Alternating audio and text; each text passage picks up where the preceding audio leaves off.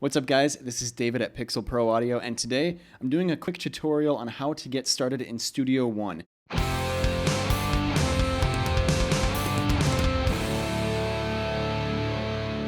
So let's take a look at what we've got going here. Alright, so we're just going to open up StudioOne. We're on version 4 right now. And we're going to let it go through its whole thing here. All right, so now you can see we've got a lot of sessions here, but we're not going to pay attention to any of that. If you're just getting started in StudioOne, none of this will be here, and it's going to be totally blank.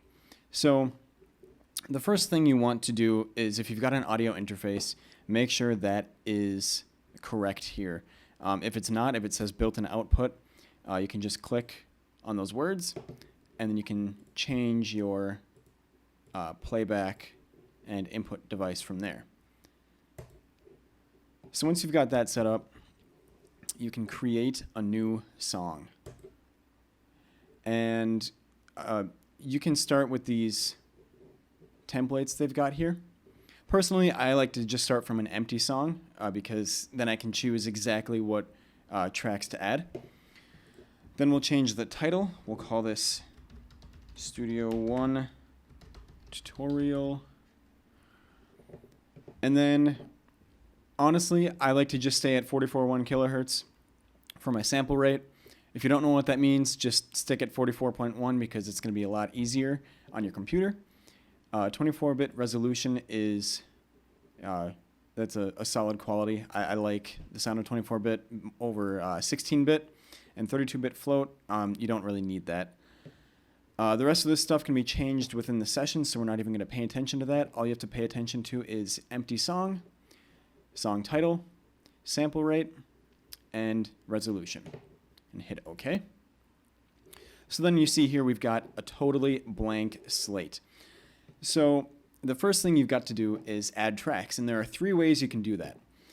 You can go up here to the track menu and hit Add Tracks. You can press this plus sign here, Add Tracks, and you'll notice on both of those they both have the letter T, so I just like to press the letter T because I'm lazy, and add a track. Now if you click on the track menu, the plus sign, or just press T, you will get the same exact menu. So we will call this track 1.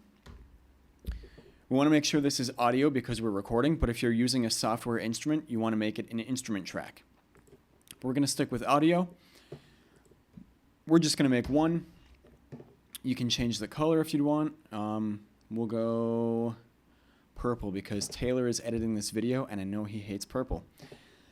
And then you always want to make sure the tracks you're adding are mono unless it's something like overheads or keyboards. If you're using microphones, more often than not, it's going to be a mono track. Like this is one microphone. It gets a mono input. If I was doing stereo overheads, like with 2 matched microphones, then I would create a stereo track. Don't worry about the presets. Input 1, you can do this from here, but if you miss this, I can show you how to do that in just a second here. And then output main, that's fine. All right, so we've got our single track here, right? Now you've got mute, solo, record enable, and input monitor. So let's talk about the inputs first. Let's say you wanted to do input 4, which is the input that this microphone is on. Well, if this isn't set up yet, you've got to go into the audio I/O setup, and to get into that menu, just go to the input 1 where it says input 1 and scroll down to audio I/O setup. Here you will see this grid. If you have like an audio interface that's got just 2 channels, you're not going to see any more than this. You'll see just a little square here with like 4 blocks. So up here is the hardware input on your interface, and over here is the software name for it. And I like to go through and make sure these are all matched. So input 1 goes to input 1 on the interface, input 2 in the software goes to input 2 on the interface, and so on and so forth.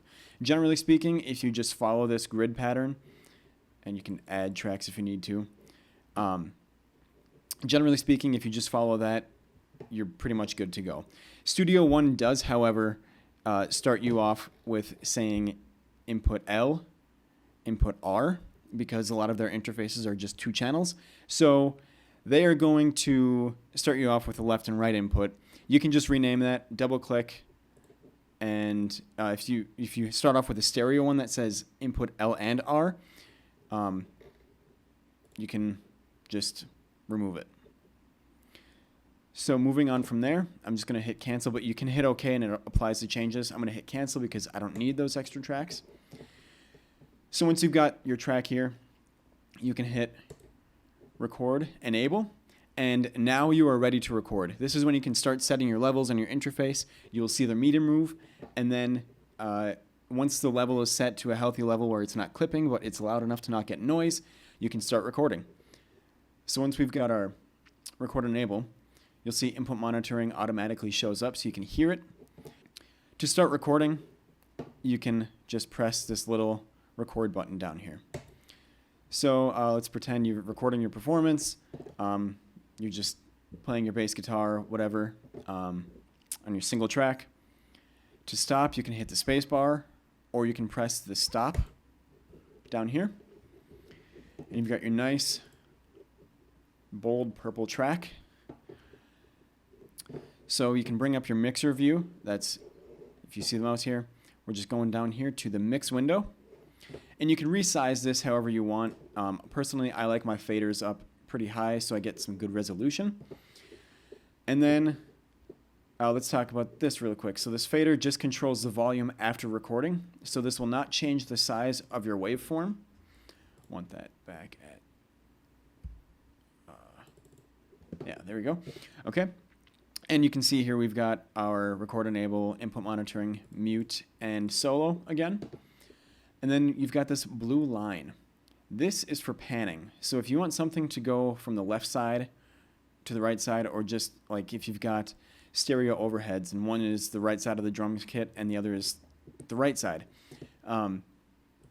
this will set it to be on the left or right or anywhere in between. You can also change your input from here. It's just like up here. And this right here is the output setting. You can honestly just keep it at the main output. That's going to be fine. It's going to come out of your main fader right here. You won't have any issues with that. So this should give you a pretty good idea of where to start in StudioOne. You can open up a session, have your interface ready to go, start making tracks, and start recording right away. If you've got any questions on this stuff, leave me a comment below. I read all the comments. Or feel free to reach out to us on Facebook or email, and let us know what other kind of tutorials you want to see. All right, we will see you in the next video.